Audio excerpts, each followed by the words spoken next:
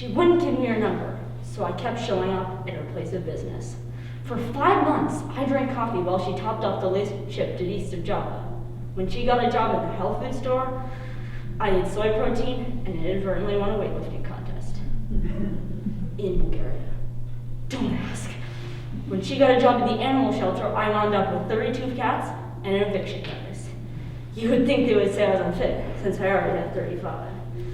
Finally, I spoke up while signing yet one more adoption form. You'd think they would say I was unfit. Have you noticed anything? I asked. You seem to really like cats, she replied.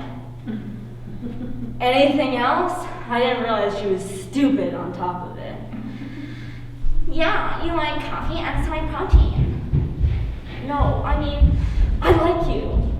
Not that it mattered. I could hardly have anyone over with 51 cats.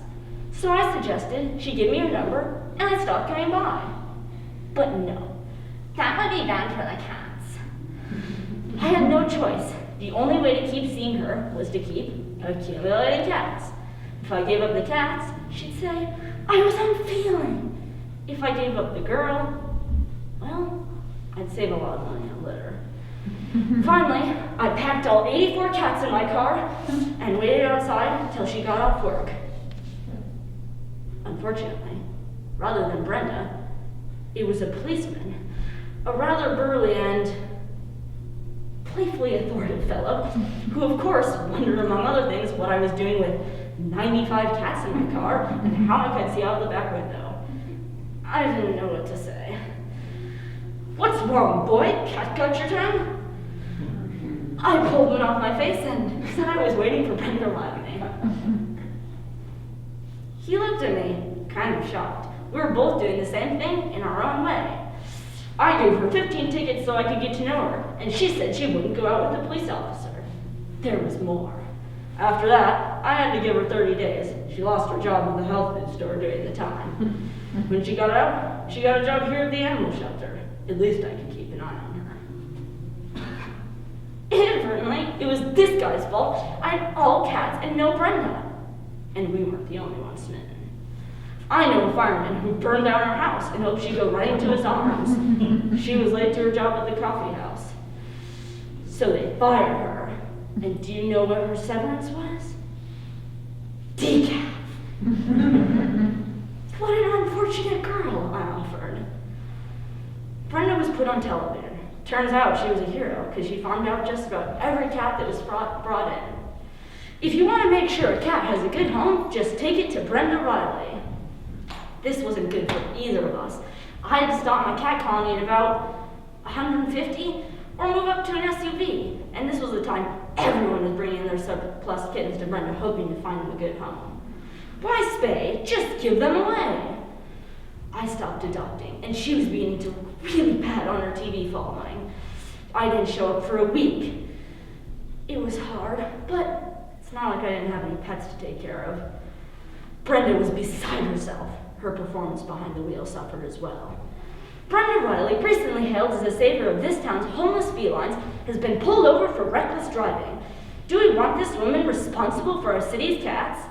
If she holds human life in such disregard, imagine how she feels about the cats we have entrusted her to protect and distribute. The next evening, they showed a picture of Brenda with that policeman. From now on, Brenda won't be a nuisance to anyone. I'll be taking her wherever she needs to go.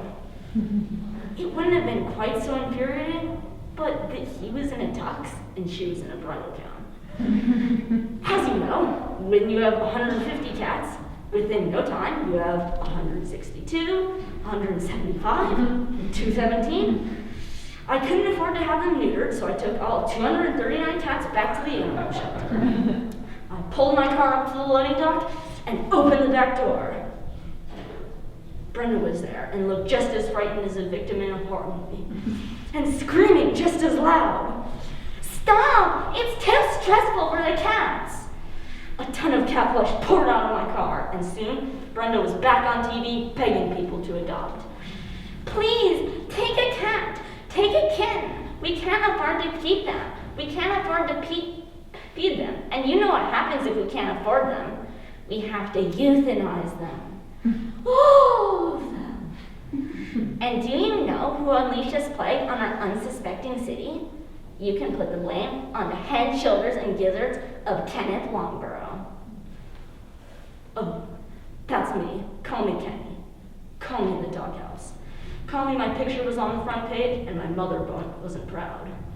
People came out in droves. After all, no one wanted to see Brenda go down in flames. Or felines. Well, maybe that fireman guy. Soon, everyone had a cat. The lines were so long I could hardly get in to talk to Brenda. Besides that, since my picture went up in America's Most Wanted, I became the town pariah. My job cut my pay. I couldn't find an apartment. You might say I was a cat out of luck.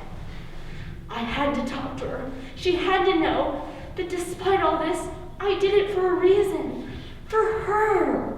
But this was well nigh impossible. She was either tossing out cats, copying attitude, or clinging to her husband like a slug crawling up the front porch. A slug that by now I wanted to step on with the construction boot. I had to create a distraction.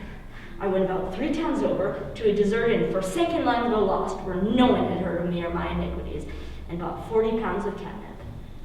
It was on clearance. Oh, what a ride home that was. After spreading it discreetly around the shelter, I placed a series of emergency phone calls to the local police department suggesting there was a brutal robbery taking place on 34th Street. Come on, all cops! Brutal robbery taking place on 34th Street. I must have been convincing. We don't have a 34th Street.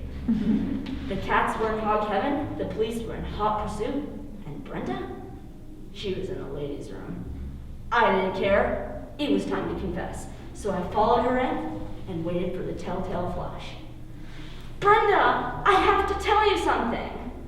This is the ladies' room, and what have you done with the cats? Well, there was one cat I was finally letting out of the bag. Brenda, I love you.